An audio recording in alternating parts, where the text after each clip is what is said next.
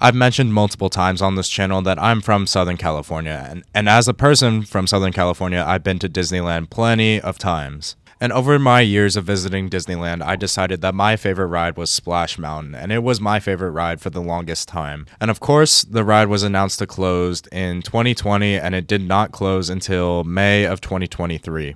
So I spent that time period absolutely lapping this version of Splash Mountain. I rode it 93 times between those years. I would have rode it more had I known I was so close to 100 rides, but I didn't count up the total until after the ride had already closed. I'm sure I rode it at least 7 times before the closure was announced, so I'm like 99.9% confident that I rode the original Splash Mountain in California over 100 times. Over the summer, I got to ride the version of Tiana's Bayou Adventure that opened first in Florida, and I made a review video about it, and chances are you've already seen it because that video is by far the most popular on my channel. It has crossed over 100,000 views, so thank you so much for the support on that video, and I'm very eager to give my thoughts on this version of the attraction because it is the one that means more to me. I can't put into words how much this log ride has impacted me. Before we get started, please like, comment, and subscribe. I'm a pretty small roller coaster and theme park channel, so I would greatly appreciate your support.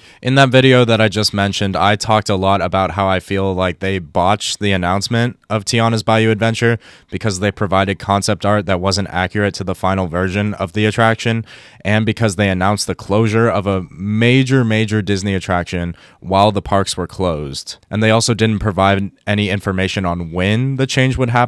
So it was just handled terribly, and I still stand by all of that, but we're kind of going to gloss past it because I went so in depth with it in that previous video. I will mention, though, that I feel like they botched the opening of this version of the attraction by a lot because they opened a freaking water ride in November. Like, even in Southern California, it can get kind of chilly down here. A lot of people aren't in the mood to ride a water ride, especially since this version of Splash Mountain was always the one that would get you the most wet. And obviously the same is true for Tiana's Bayou Adventure. At the time of this recording, I rode it earlier today, and I got absolutely soaked. And then I walked around Disneyland for a few hours, just really cold. But I'm also a Californian, so I'm sure a lot of you listening to this video have a higher tolerance for that type of thing. But still, opening a water ride in November, I don't even know if that's ever happened in the history of theme parks. That's absolutely wild. As of the time of this recording, I've ridden Tiana's Bayou Adventure twice. I was there opening weekend on multiple days, and I just felt like there was a lack of fanfare for the opening of this attraction. Like, I saw a clip that they had the original Tiana voice actress come in, and she sung one of the songs from the original Princess and the Frog movie on the Mark Twain. Like, that's really cool, but like being on the ground in the park for opening weekend just felt pretty empty. Like, I didn't feel the excitement, and I feel like the big reason for that is because they opened a water ride in November. Like, we're not in the mood for this ride to open at this time of year. They should have had this thing ready to go at the beginning of summer, or at least midsummer like Florida did. I have no idea why they went with this timeline. It makes absolutely no sense. Like, it opened officially to the public on November 15th, which is the same day that they launched their holiday celebration. So they debuted the Christmas Fantasy Parade this year on November 15th. They had the tree up. Main Street was all decked out in Christmas decorations, like it is every year, and Main Street and Disneyland as a whole looks absolutely great during Christmas time, but like to walk down Main Street and to see the castle covered in icicles and then to walk into Bayou Country to get on the brand new water ride just felt really weird, you know? Like, what kind of universe is this where you begin your Christmas celebration and open a brand new water ride, a highly anticipated water ride, by the way? Those two things don't go together. Like, I will say, even though it is a re-themed, it's technically a cloned re-theme of something that already happened on the East Coast. But you know what else opened at Disneyland last year that was also a clone of something that already existed? Mickey and Minnie's Runaway Railway. And they did a great job hyping up that ride. I felt the energy. I was there opening day for Runaway Railway, and I felt the excitement in the air. It was packed. They launched the Disney 100 celebration that same day. So it worked out beautifully because Mickey Mouse and Disney go hand in hand, obviously. So to celebrate Disney 100, they opened up a Mickey Mouse dark ride. It's still one of my favorites in the park. I absolutely love that thing. Runaway Railway tying in with the 100th celebration fits much better than Tiana's Bayou Adventure and the holiday celebration. It just doesn't work at all. Something else I want to talk about is that Critter Country is technically no more. They've replaced Critter Country with Bayou Country, which I'm still getting used to. I'm still kind of processing my feelings on this. But right now, I'm kind of leaning against it because it feels pretty dumb. They basically refurbished the entire corner of the park where Critter Country is. Obviously, the biggest change was Splash Mountain to Tiana's Bayou Adventure. They did not touch Winnie the Pooh. Winnie the Pooh is still the same attraction. They renamed a couple of the gift shops to fit in with Princess and the Frog. One of them kind of looks like a rainforest cafe, which is kind of fun. And the other one is called Ray's Berets, which is a pretty cute name. So I approve of that. What I don't approve of is that they renamed the Hungry Bear restaurant into Hungry Bear Country Bear Jamboree.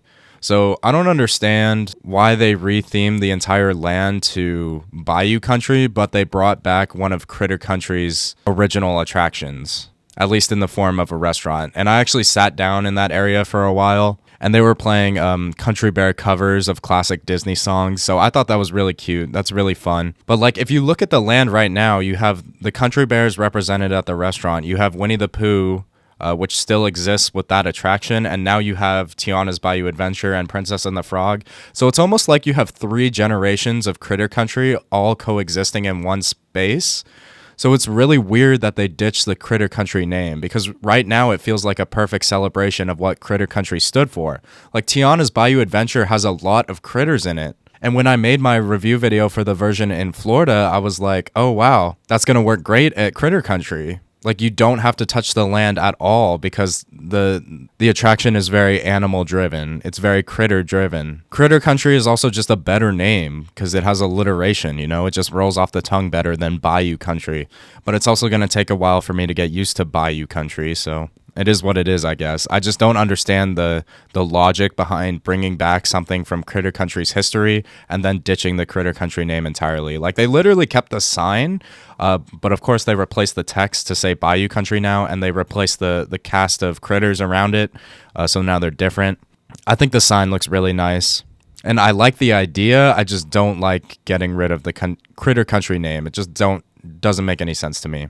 Speaking of names, I've mentioned this multiple times over the videos I've made about this transformation. I hate the name Tiana's Bayou Adventure. It's very bland. They totally named the attraction before they knew what the attraction was gonna be. The name Tiana's Bayou Adventure feels AI generated. There's zero creativity behind it, and they should have went with something else. A ton of people have suggested a ton of different names. My favorite is still Mardi Gras Mountain. That would have worked really well because you could have kept the Splash Mountain structure a part of the mountain range at Disneyland with Matterhorn, Space Mountain, and Big Thunder Mountain. But now Tiana's Bayou Adventure is just its own thing, which is kind of lame in my opinion. And of course, Mardi Gras Mountain has alliteration, which is really nice. And the whole freaking attraction is about a party. So like, that would have been perfect. And when I suggested that in one of my videos, I got a few people telling me that, oh, Disney doesn't want to mention Mardi Gras because that's like a celebration. And they're trying to be culturally sensitive, you know, stuff like that. I can tell you that's not true at all, because over the months of the transformation from Splash Mountain to Critter Country, Disney had the word Mardi Gras plastered all over the work walls. And even today, there's a permanent Mardi Gras poster at Tiana's Palace in New Orleans Square. So they're not shy about using the word Mardi Gras in the park. So I don't know why they didn't go with something like Mardi Gras Mountain, which is a way better name than Tiana's Bayou Adventure. Speaking of New Orleans Square, when this announcement was first made in 2020, I just assumed that the whole thing would become New Orleans Square. So I feel like that could have worked too, but that's not the reality we live in. We have this land called Bayou Country, which is basically Critter Country with a new word on it. So that's cool. I don't understand how Winnie the Pooh fits into the bayou, so they really should have left it as Critter Country, or they should have given the whole thing to New Orleans Square. How does Winnie the Pooh fit into New Orleans Square? He doesn't, so the best solution, in my opinion, would have been to just leave the name Critter Country alone, especially since you brought back the Country Bears. But I think it's time to move on to the attraction itself. Something that I should note is that they had a whole month of previews for cast members and then Magic Key holders. The attraction still had a lot of downtime on its opening day, so that's kind of a bummer.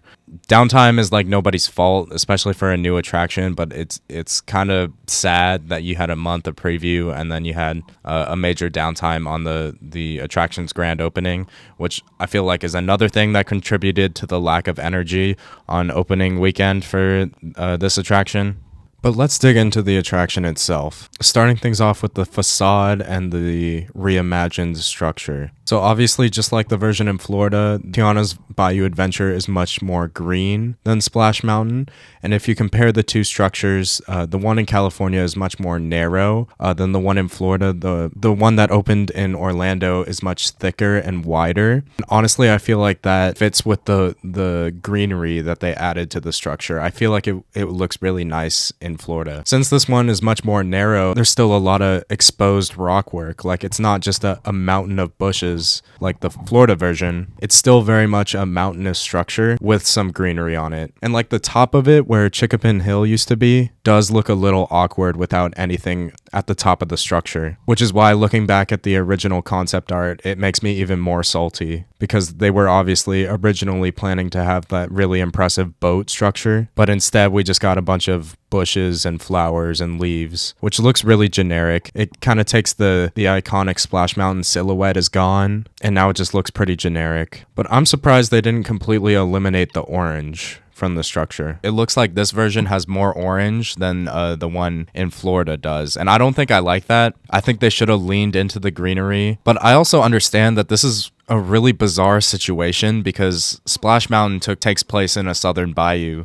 and obviously Tiana's Bayou Adventure takes place in a southern bayou. So how do you re-theme an attraction that's already a southern bayou into a southern bayou? So it feels like at Disneyland they just did less work to get rid of all the orange rocks that Splash Mountain has. Like, obviously the version in Florida has a lot of orange rock, but the structure itself is very, very green. I wish they leaned into that more. If you walk around by the Harbor Galley, those rocks are the same. They didn't touch them at all. And I feel like that would have been really easy to just convert into a bunch of greenery and bushes and flowers. But nope, they did not touch it at all. Especially the turnaround along the rivers of America, they didn't touch that at all. And I feel like they should have made these rocks green. They should have had more greenery, more shrubbery, especially for the turnaround along the water. Like, come on. And I know a lot of you might be thinking that I'm nitpicking right now, but when you pay to get into Disneyland, you're paying that really high price tag for all the details that Disney provides. And I feel like they cheaped out on the details for the exterior portion of Tiana's Bayou Adventure. They should have had more greenery. This version of Splash Mountain always had a more compact queue compared to the one in Florida, which had like its own courtyard, its own dedicated queue space. This one is shoved up against the mountain, so there's a lot less room for details in terms of the queue. One thing I will mention is that we have the same entrance sign that they got in Florida, and it looks really good. It looks very nice. And that's where the main entrance is, where that sign is. As of now, for the virtual queue system that they're using, because the ride is brand new, the entrance area is very compact. It's very congested and it's not very clear. Like, they've had a bunch of cast members lined up and they basically create a barricade in front of the main entrance, which like doesn't make any sense. So I feel like they could have opened it up more and made it a little easier to get into. But I know part of that might just be the crowds on opening weekend, so I'm not going to complain about it too much. One thing that I didn't talk about in the queue for my review of the Florida version is the fact that they have a jazz radio station playing, and I think that's really cool. One of the bands that's playing on this radio station is called the Blue Sky Social Club, which is really fun. That's cute. There's also Devin from the Hot Sauce 7. That's really cute. So I'm glad that they have something to listen to while you're in that line. Once you're in line, though, it's really weird. Oh my gosh. Like, I only rode the Splash Mountain in Florida like a handful of times. So when I rode Tiana's in Florida, it wasn't that much of a shock to me how they changed it. But after seeing how they changed my version of Splash Mountain, it really shook me to my core. It was weird. This is going to take some getting used to, how they changed this queue area and the ride as a whole, obviously. Like, I've been on Splash Mountain so many times. I know that I knew that thing like the back of my hand. I'm still adjusting right now. It's really weird to walk into this queue. Like, it's completely different. It feels like Splash Mountain in an alternate dimension. It's trippy. It's gonna take me a minute to get used to this.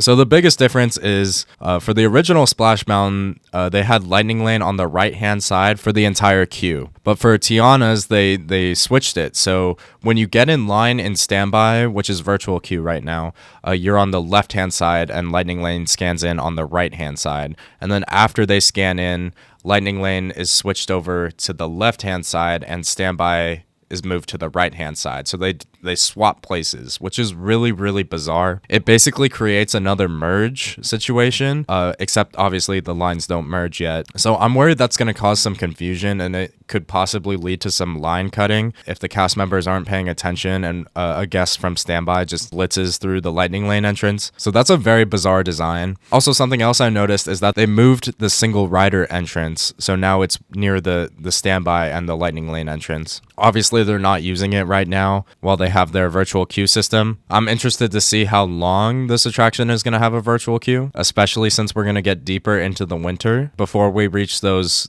peak summer months where Splash Mountain really thrived. So it could be a year or two before the single rider line even gets used, but I just thought it was interesting that they rerouted it. It's also a good thing because entering through the exit as a single rider is always really weird. I never liked that about Splash Mountain, but that's how I got a lot of laps on that attraction. I just abused that single rider line, man. Anyway, the artwork on the side of the barn building for the queue house is really nice. It brings some nice color. They also added like a green overhang that has the labels for standby / virtual queue and Lightning Lane. So that's really nice. The biggest thing that's tripping me out is the fact that the barn for Splash Mountain used to be open air, and here they divided it into two different rooms. So obviously, just like the version in Florida, the queue is themed to Tiana's business, which purchased a salt mine. So I do like the historical implications, you know, the fact that a black-owned business purchased a salt mine. That's really inspiring. That's a cool story. But they don't really lean into that. It's kind of an implication, you know, that they dance around, which I understand. I understand why they do that. But I still don't like that Disney, of all companies, themed an attraction to an employee-owned business. I went on a rant about that in the original Tiana's review video that I made. I still feel the same way. A lot of people in the comments disagreed with how I felt, but it is what it is. I think it's really tacky of a massive corporation to cosplay as a family-owned business, an employee-owned business. I just don't like it. I think you could have handled this situation so that you could have had an attraction themed to Princess and the Frog without going that route. But at the same time, being hardworking and independent is one of Tiana's foundational traits as a character. But I just find it unsettling. Like, Tiana isn't a real person. A corporation owns this ride. A corporation owns this attraction. I think more people should be upset about the fact that they're pretending to be a family-owned business. But we're going to move on. Once you're in the upstairs portion of the queue, you're going to be in the upstairs section of the barn that I mentioned earlier. So for the original Splash Mountain, you can look down on the queue that you already waited through. But now they closed it off, so now it's a completely different room, and they made that area into a kitchen. So that's really, really trippy. That's going to take me a while to get used to. But it does look nice, just like the kitchen does in Florida. After that, you're going to turn right, and then this is where we have our salt mine theming. I feel like they did it better in Florida. Here they have the same signs that they have in Florida, which works well. But then you keep going straight, and then they basically took the Splash Mountain rockwork and they dyed it white. So it looks really weird. I feel like they did a better job in Florida making this look like a completely different environment compared to this version in California, where it's very clearly the Splash Mountain rockwork just like drowned in bleach, you know? Like the color is different. It's just really bizarre. Also, this whole salt mine thing is just really, really strange to me because this is the only point in this entire attraction where it ever comes up. Like the entire ride takes place in this mountainous structure, and we learn in the queue that this mountainous structure is a salt mine. Throughout the rest of the attraction, it's never going to come back. So like what purpose does the salt mine serve other than the historical significance and the historical implications? It just doesn't make any sense. Like, that's just storytelling 101. Why are you going to introduce something if it doesn't matter?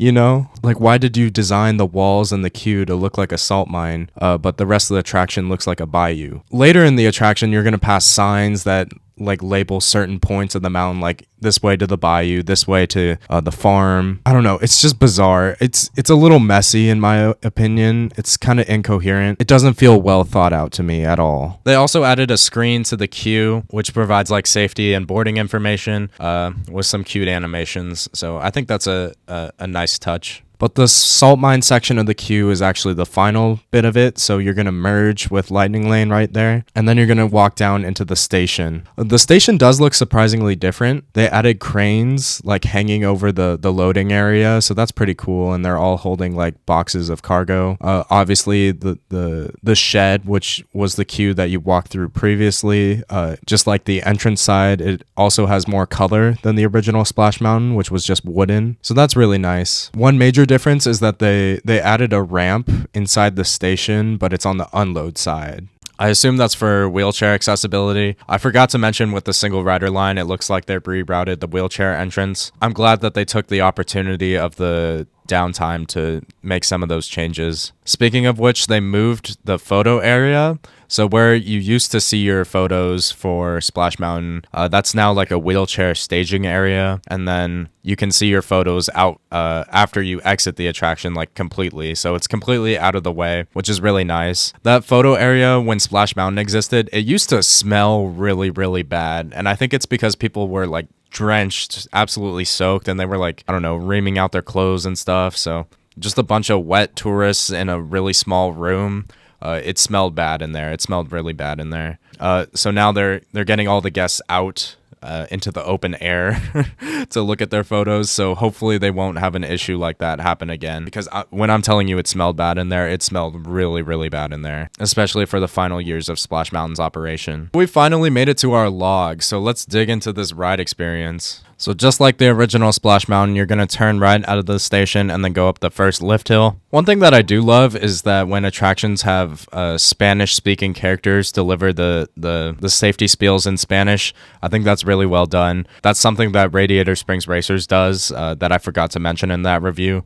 That's really clever. And obviously with Prince Naveen from Princess and the Frog, they do that here with Tiana's Bayou Adventure. So that's really, really cool. It's always random. Like on Haunted Mansion, for example, the ghost host just starts speaking in Spanish for no reason other than the safety spiel. So that's really cool that Prince Naveen delivers the safety spiel in Spanish. The biggest difference between Tiana's in Florida and Tiana's in California that you notice right out of the gate is that the water tower is not in view of the first lift hill. And that was always the biggest difference between the two American Splash Mountains. The one in Florida is a much bigger structure, so the water tower is placed further away from the drop. Here, it's much closer to the drop, which honestly, it looks better off-ride, but on-ride, it's kind of sad that you can't see the water tower going up the first lift. There is a positive, but we're going to talk about that later. Anyway, after that, you're going to turn right. This is when you have that iconic view of the drop. It still looks nice. Obviously, they added all those trees to make it look like a bayou. They got rid of the briar patch, which, in my opinion, is a downside. I think the briar patch did a better job disguising the bottom of the drop, and it obviously tied into the story of Splash Mountain. And now it's just kind of generic greenery, you know? So that's kind of a bummer. Just like the version in Florida, if you look on your left-hand side, you're going to see two static frogs, and they have those eyes that follow you. So I really like them. They have multiple of these frogs throughout the attraction that have eyes that follow you, and they have a couple of armadillos as well. So that's really cool. This is where you're going to reach the second lift hill. One of my major criticisms of Tiana's in Florida was this first Tiana animatronic. She had a really weird idle where she basically just froze in place, and she waited until you got really close to her before she started her animation. And it looks like they fixed that for this version of Tiana's. She has some slight movements before you get really close to her, and then she starts her animation, her little spiel about the storyline of the attraction and how you have to go find musicians for her party. I'm glad that they fixed it. I will say though that the movements that she does make are a little awkward. It kind of looks like she's unsure of herself before she starts that animation. I think that's because of the facial expression that she's making. I don't know if there's a way to fix that or not, but it's just something that I noticed. In one of the POVs I'm showing you right now, she actually doesn't move at all. So it seems they're still like ironing out all the kinks. So hopefully they can get this down. Another thing is that it seems that this animatronic is closer to the top of the lift hill compared to the one in Florida, where she's more located towards the middle of the lift hill. So I think that gives you more time to look at Tiana in the California version. So I'll take that. When you reach the top of the lift, you're going to see a sign for Tiana's Foods. It's like comically large. That thing is way too big in my opinion. I think they could have made a smaller sign up there. It looks a little ridiculous. But then you're going to go around the back side of the mountain. Just like the version in Florida, you see a static figure of Lewis bent over, and he makes a joke about, are there any bands in here? You know, stuff like that. That's cute Disney stuff. In my original review, I said that once again they got away with using a static figure because they had the moving crops in front of him, which added kinetic energy to the set piece. And I still feel that way. But a couple people pointed out that they could have put an outdoor animatronic. Like, I think I said something along the lines of, you can't put an animatronic outdoors because it'll get soaked in the rain, especially in Florida where they have frickin' hurricanes and stuff. If you take a look at Fantasy Springs and Tokyo Disneyland, they have multiple examples of outdoor animatronics. So it's kind of a shame that they didn't go that all out for Tiana's Bayou Adventure. But it's not that big a deal to me. I still think that this set piece works. It just could have been better, you know? I certainly have bigger criticisms of this attraction, which we're going to dig into. When you're working your way back towards the front of the mountain, you're going to float by a bunch of crops, which are some nice set design. And then here's the positive of the water tower being closer to the structure. It's that you can read the text on the back of it much more clearly. The version in Florida is it's pretty far away, so it's kind of hard to make out the text. Like, I don't even think I read it when I rode the attraction. But in the California version, it's much more center stage. It's easier to read, especially for someone like myself who has terrible vision. And then you're going to float past the final drop. I always preferred the California version because you have a much better view of the final drop compared to the one in Florida where it's kind of walled off. And then you're going to float by Mama Odie's hut. The set design in Florida is much better than the set design in California. Like, they didn't put any of those glass bottles in California, which I was kind of bummed out about. So you don't see any of those until the finale with the final drop. So that's kind of a downside. And then here's where you reach your first drop. They didn't give it a new name. It used to be Slip and Falls. So it's a fun little moment. You don't get too wet. I always love this part of Splash Mountain because it's like a transition.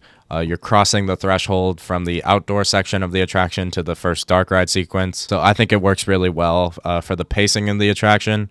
And it's just a fun little moment because up to this point, you've just been listening to a lot of music and you've been looking at a lot of set design. So it's fun to get some speed going, you know? Which, by the way, the music in this attraction is still really, really good. I think I prefer the music of Splash Mountain, but that just might be my nostalgia for Splash Mountain. But Princess and the Frog does have some really, really good music. In terms of music, my biggest criticism comes with the finale, but we're going to talk about that later. So something that's really weird is that the original Splash Mountain did not have this weird wooden structure. I was watching a ton of construction updates for Tiana's Bayou Adventure in California.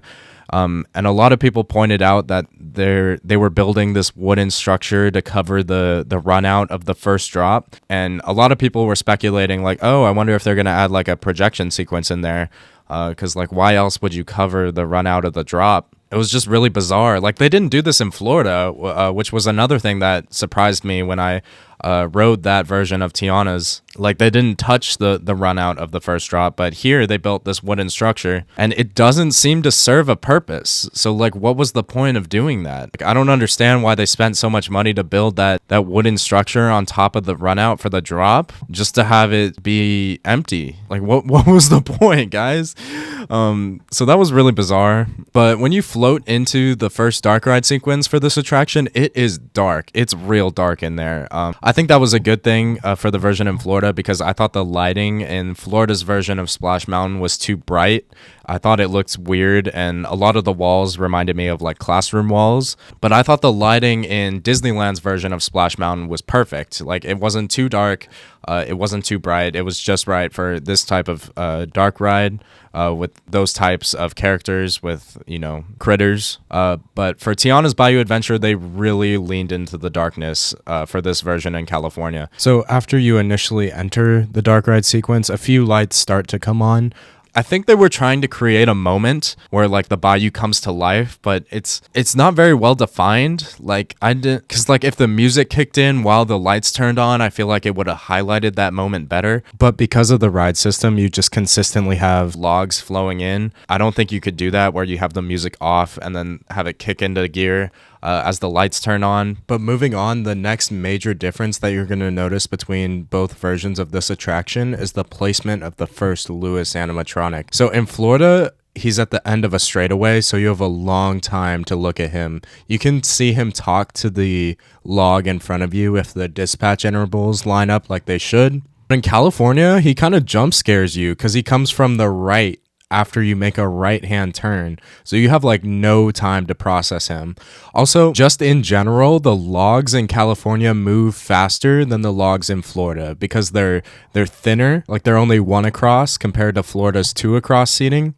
And I feel like the one in California is just an older ride system, which kind of has like a Timber Mountain log ride feel to it, where there's less water in the flume. So it's more reliant on gravity. Like, I'm pretty sure the Splash Mountain in Florida uses pumps and motors, like similar to Pirates of the Caribbean, but Splash Mountain in California does not, which I feel like worked better for Splash Mountain because a lot of those animatronics are pretty small and unimpressive, if we're being real. But all these new animatronics for Tiana's Bayou Adventure are very, very impressive. This is like the best of the best for the Disney company, and you have a lot less time to process all these characters in California compared to the version in Florida. So that's just something to keep in mind. And then pretty much immediately after you see the first Lewis animatronic, you're gonna pass the first band. In the Florida version, they're lined up like a normal band, like in a straight line, but in California, they're in a circular formation with Tiana on the other side of the flume. So this is where the original Splash Mountain had Brer Bear hanging by a rope from his feet and Brer Fox like mocking him, like, come on, you know, we gotta find that rabbit. So I just thought it was really crazy to see such an iconic visual replaced by generic critters. But it is interesting how they fit into a different formation than in Florida. So I just thought it kind of blew my mind that they took the same animatronics and they just reorganized them into a different configuration to serve this layout of Splash Mountain. So I just thought that's really crazy. There's multiple examples of this through this entire dark ride sequence. I'm not sure which configuration I prefer, but I will say that I definitely prefer the lack of dead space that the version in California has. One of my biggest criticisms in my review for Tiana's Bayou Adventure in Florida is the fact that between all the animatronics is a lot of dead space where there's just not much going on. And because the Splash Mountain in Florida was a much larger attraction than the Splash Mountain in California, that makes sense because both versions of Tiana's Bayou Adventure have the same number of set pieces. Like, there's the same number of bands. There's probably the same number of animatronics too, but because this version is smaller, it feels like they're closer together because they are closer together because there's less space to work with. So Florida kind of got scammed. They had a bigger attraction and they didn't get more animatronics and characters to fill it. Like, they're basically the same experience for the most part, but the version in Florida is drawn out to fit a larger layout compared to this version of Tiana's Bayou Adventure. So it kind of feels like they designed Tiana's Bayou Adventure to fit this version of Splash Mountain, and then they just kind of shoehorned it into the version in Florida, which required a lot more dead space, which is sad. But like immediately after you pass the first band on your left hand side, you're gonna see that shed, and then on the right hand side you're gonna see that second band. So that happens really quickly, and as I mentioned, because this log is more narrow, I think you blitz through these sequences quicker than the wider logs in Florida, so that also contributes to better pacing. But it's really weird going through this ride right now because I know this layout, I know the this ride like the back of my hand. I remember seeing Brer Rabbit and Brer Fox like in certain locations, and just seeing how much darker it is and how there's different animatronics in those spaces now. It's really, really weird. I didn't feel this way in Florida because I didn't ride that version of Splash Mountain nearly as many times as I rode this version. So it's gonna take a minute, but as of now, it's weird, dude. After you pass that second band, you're gonna go through that straightaway. The old Splash Mountain had a rabbit to look up at, and this section is now just a dark straightaway, which is kind of sad. And then you're gonna pass Tiana and Lewis again on your right hand side, and this Lewis has his head stuck into a log, just like the version in Florida. So all that happens pretty quickly, so there isn't much dead space, which I appreciate. Another major difference that I noticed between both versions of this attraction is Mama Odie is above you for the second drop in Florida, and for this version, she's pretty much at eye level with you, so you know you're gonna drop. She says something about making you small, and then you dive down the second drop. The second drop pops back up a little bit, so it's almost like a roller coaster because you dive down and then you roll back up and then you splash down. And the second drop on the California Splash Mountain always got me the most wet, and through my 2 rides on this version of Tiana's Bayou Adventure, it seems that is still the case. You get absolutely drenched during the second drop on this attraction, which is kind of funny because everyone just assumes that you get the most wet on the biggest drop, but it's this drop in the dark right here that gets you the most soaked. So I discussed this section of the attraction a lot in my original review. I think they could have had a different angle. Shrinking guests into the size of a certain character is something that Disney has been doing for decades. So it's kind of sad that for their big e-ticket, they just have you shrunk down to the size of a frog for a portion of it. It doesn't feel very creative at all. It feels pretty lazy, especially in the year 2024. I expect a more creative story from Walt Disney Imagineering at this point. Like Bugs Land used to shrink you down to the size of a bug. Toy Story Land in Florida shrinks you down to the size of a toy. There's just plenty of examples of oversized stuff at Disney parks around the world, so it's kind of a shame that Tiana's does this too. I mentioned my biggest criticism of both versions of Tiana's Bayou Adventure is the lack of emotional diversity. Like Splash Mountain has a really optimistic beginning where Brer Rabbit is hoping to create a better life for himself by leaving his home and finding the laughing place, and then he finds the laughing place, he gets caught by Brer Fox, and then all of a sudden it takes a sharp turn. He's pretty scared because he doesn't know what Brer Fox is going to do to him. We had the vultures threatening us before the lift hill, so that was always really intimidating as a park guest. And Tiana's just doesn't have that. It's a party in the bayou, it's a party down here with the frogs, and then obviously the finale is a massive party, which is what the entire attraction is building up to. So it's just party, party, party, and there's just zero emotional diversity. And all of Disney's best attractions have some degree of emotional diversity. You have to have more than one story beat to have a story, you know? And myself and many others point to Dr. Facilier, and it's like, you had an amazing character that could have brought that to this attraction, but for whatever reason, Disney did not want that to happen. They definitely should have had him because he's one of Disney's most visually appealing villains. He's charismatic, he's fun, and this attraction just desperately needs something. He could have brought a completely different flavor and vibe, and it would have been really fun. Like, I remember when the announcement was first made, a lot of people said that, oh, Are You Ready is definitely going to play during the final lift hill, and that would have fit so freaking well, but they just didn't do that. So that is by far my biggest problem with Tiana's Bayou Adventure in both California and Florida. One thing that California does do better than Florida is spreading out all of the frog animatronics. The ones in Florida are kind of right next to each other, so it's kind of hard to see them, especially since they have that massive screen right there, and that draws my attention because it's just so freaking big, and they look so plasticky. They look bad.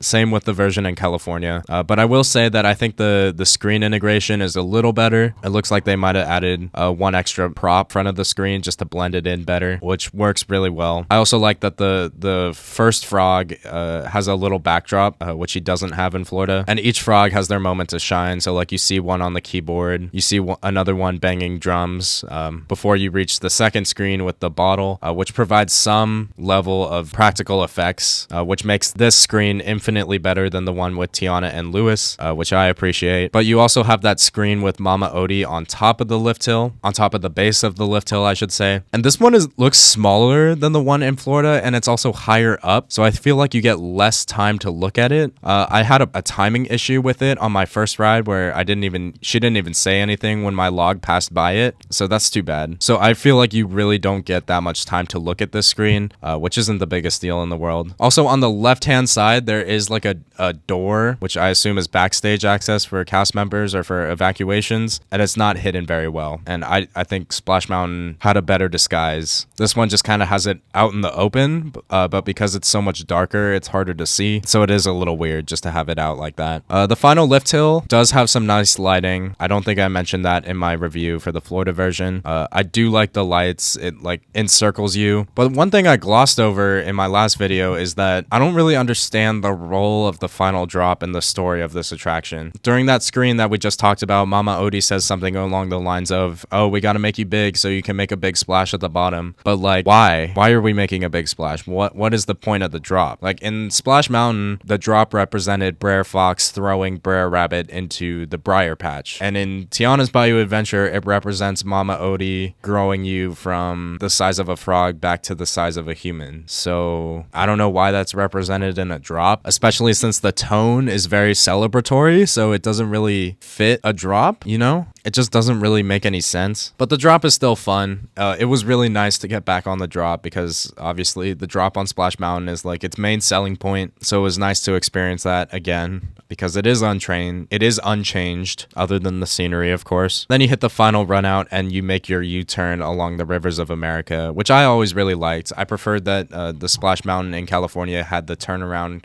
kind of hidden. Like it's not completely out of guest view, but it's not out in the open like the version in Florida. I always thought that was kind of tacky. Like those guests are supposed to be thrown into the briar patch, so why can you just see them turn around and then go back into the mountain? But obviously that's not a problem anymore. But I just prefer the more secluded setting. This turnaround area and the straightaway that follows does have a lot of that orange rock work that I talked about earlier, so it's like they didn't change it at all. Past that armadillo that I also mentioned earlier. They kept the waterfall, which I really appreciate. And then you're back in the big finale. So it's obviously very visually impressive. It is kind of weird that the grand finale for the e-ticket in Bayou Country is themed to New Orleans, which is literally New Orleans has its own land in Disneyland. It's kind of bizarre, but it is what it is, I guess. The party is fun. There's a decent number of animatronics. The colors are nice. One thing that I didn't notice until my most recent ride is that they have the frog animatronics, but they're like miniature versions. They're frog-sized animatronics, and they're out front, so you can see like the frog playing the keyboard is also playing the keyboard, but he's the size of a frog in the finale. And then the frogs banging the drums in the frog sequence are banging the drums in the finale. And the one playing the horn, which is a flower, is also there. So that's really cute. I didn't notice that. I'm glad that they kept those details. I really like that. One thing that I didn't mention in my original review is that the music is a big downgrade in my opinion. I'm pretty sure this is an original song for Tiana's Bayou Adventure, and in my opinion, it doesn't really do anything for me. It's just kind of generic. And the major downside is that this replaced Zippity Doo Dah, which is like one of the most iconic songs ever. Especially like Disney leaned into Zippity Doo Dah hard. They used it in the parks all the time. They always had the Disneyland band playing it. As I mentioned in my original review, they had it as the opening music for Disneyland Park back in the day. Obviously they don't use it anymore because Splash Mountain is gone, and it's a joyful celebration. Just it's not even close to Zippity Doo Dah in my opinion. I'm sure many of you will agree with that. You have a couple more of those frogs with the eyes that follow you. You have a painting of Tiana's palace on the side of the wall, and then you're gonna pass the Mama Odie animatronic. And just like the version in Florida, this animatronic also has some timing issues. Like it just kind of stands awkwardly for a lot of the time, and it's kind of uncomfortable. Like in this section, Brer Rabbit would be singing Zippity Doo Dah on loop, so he'd always be saying something when you floated by him. They tried to personalize Mama Odie's interactions with each log, and the timing doesn't work out most of the time. From multiple POVs I've watched and from every experience that I've had on both versions of Tiana's Bayou Adventure, I felt that this animatronic was awkward in terms of timing and dialogue. They need to fix that. One thing that I didn't mention when I was talking about the queue is that they got rid of that little peephole peephole. When you were waiting in line for Splash Mountain, you used to be able to look and see Brer Rabbit singing about how he loves his home and how he's never gonna leave. And then you get on the ride and he leaves immediately, which I think that kind of added to the charm of Splash Mountain. Like, Splash Mountain's story was basically a loop. We've all been there. We've all been like, I want to leave home. I want to get out of the house. And Brer Rabbit feels that too. So he gets out of the house and then he's like, oh, dangerous world out there. I'm just gonna stay home. And then he gets bored. And then whenever you choose to ride Splash Mountain again, he leaves the house and he goes on another adventure. And then he keeps learning the same lesson over and over and over again. So I feel like that's part of the charm of Splash Mountain, is that the story is a loop. That's not really the case with Tiana's Bayou Adventure.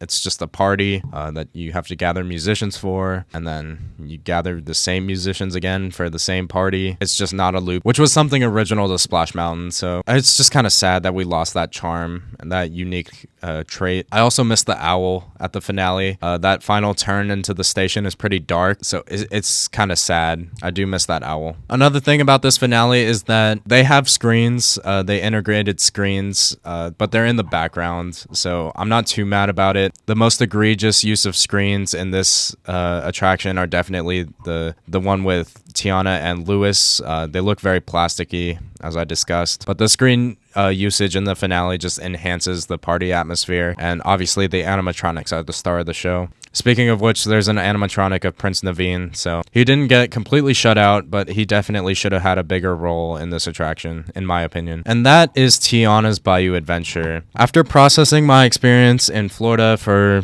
like 6 months now and getting to ride this version of Tiana's Bayou Adventure, I can firmly say that I prefer Splash Mountain in both Florida and California. I believe this is a downgrade. It's not bad. Like, it still has many positives. Like, I love the animatronics. The music is still good, but I thought that the music at Splash Mountain was great. So I feel like we had a great attraction and they replaced it with a good attraction. So I'm not furious. I'd be lying if I said I wasn't a little disappointed, especially since Splash Mountain was my favorite ride. They replaced a 10 with like an 8 out of 10, in my opinion, you know? Something else that I want to point out before I go is that as of right now, Tiana's Bayou Adventure is closing at 10 p.m., despite Disneyland Park closing at 12 a.m. This and Rise of the Resistance close early, which is really weird. I don't like this trend. I thought that Rise of the Resistance was a one-off just because it's such a technical headache for the Disney company. I kind of give it a pass for not staying open for those final 2 hours. I also wonder if it's a staffing thing for that attraction. Like, I don't know if it makes financial sense to pay that many cast members to keep that ride going for the final 2 hours of operation, but I always gave Rise of the Resistance a pass for doing that just because that's the way it's always been. But as of now, Tiana's Bayou Adventure is also closing at 10, which is a bummer. It feels like they're taking something away from us, because despite how empty Splash Mountain was at those hours, they always kept it open till closing every single day. And now that the ride is theoretically more popular because it's new, they're closing it early,